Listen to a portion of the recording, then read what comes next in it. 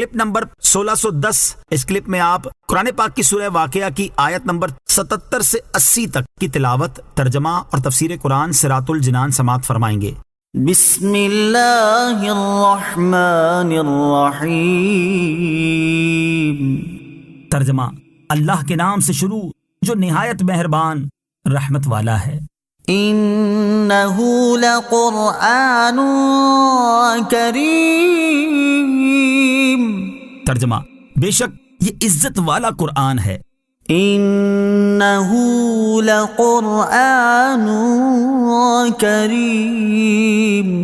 بے شک یہ عزت والا قرآن ہے۔ تفسیر صراط الجنان میں ہے، کفار مکہ قرآن پاک کو شعر اور جادو کہا کرتے تھے۔ اللہ تعالیٰ نے ستاروں کے ڈوبنے کی جگہوں کی قسم ارشاد فرما کر ان کا رد کرتے ہوئے اس آیت اور اس کے بعد والی آیت میں فرمایا کہ بے شک جو قرآن سرکار دو عالم محمد مصطفیٰ صلی اللہ تعالی علیہ وآلہ وسلم پر نازل فرمایا گیا، یہ شعر اور جادو نہیں، اور نہ ہی یہ کسی کا اپنا بنایا ہوا کلام ہے، بلکہ یہ عزت والا قرآن ہے، کیونکہ یہ اللہ تعالیٰ کا کلام اور اس کی وحی ہے، اور اللہ تعالیٰ نے اسے اپنے حبیب صلی اللہ تعالی علیہ وآلہ وسلم کا معجزہ بنایا ہے، اور یہ محفوظ اور پوشیدہ کتاب لوح محفوظ میں موجود ہے، جس میں تبدیل اور تحریف ممکن نہیں، اور نہ ہی اس تک شیاطین پہنچ سکتے ہیں۔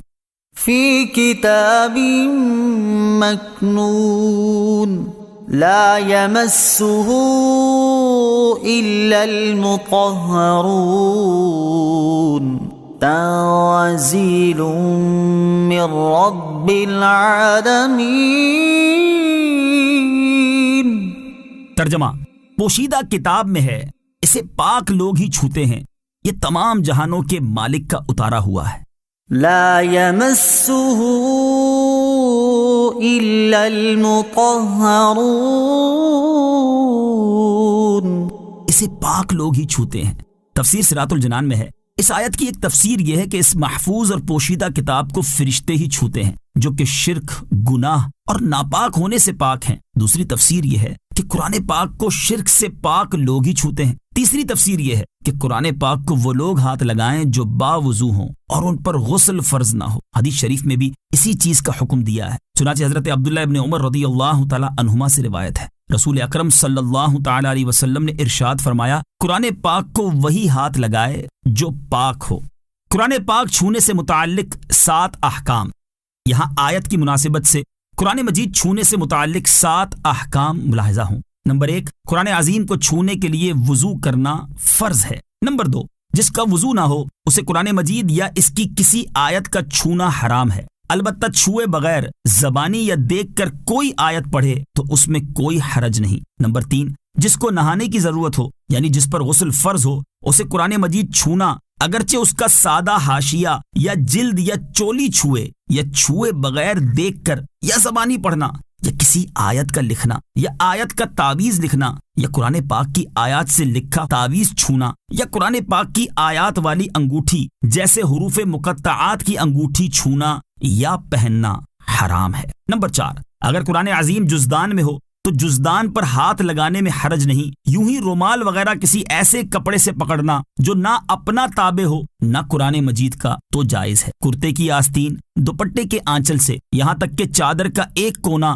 اس کے کندھے پر ہے تو دوسرے کونے سے قرآن پاک چھونا حرام ہے، کیونکہ یہ سب اس کے ایسے ہی تابع ہیں جیسے چولی قرآن مجید کے تابع تھی۔ نمبر 5، روپیہ کے اوپر آیت لکھی ہو تو ان سب کو یعنی بے وضو اور جنب اور حیض و نفاس والی کو اس کا چھونا حرام ہے۔ ہاں اگر روپے تھیلی میں ہوں تو تھیلی اٹھانا جائز ہے۔ یوں ہی جس برتن یا گلاس پر صورت یا آیت لکھی ہو اس کو چھونا بھی انہیں حرام ہے، اور اس برتن یا گلاس کو استعمال کرنا ان سب کے لیے مکروہ ہے، البتہ اگر خاص شفا کی نیت سے انہیں استعمال کریں تو حرج نہیں۔ نمبر 6، قرآن کا ترجمہ فارسی یا اردو یا کسی اور زبان میں ہو تو اسے بھی چھونے اور پڑھنے میں قرآن مجید ہی کا سا حکم ہے۔ نمبر 7، قرآن مجید دیکھنے میں ان سب پر کچھ حرج نہیں، اگرچہ حروف پر نظر پڑے اور الفاظ سمجھ میں آئیں اور دل میں پڑھتے جائیں۔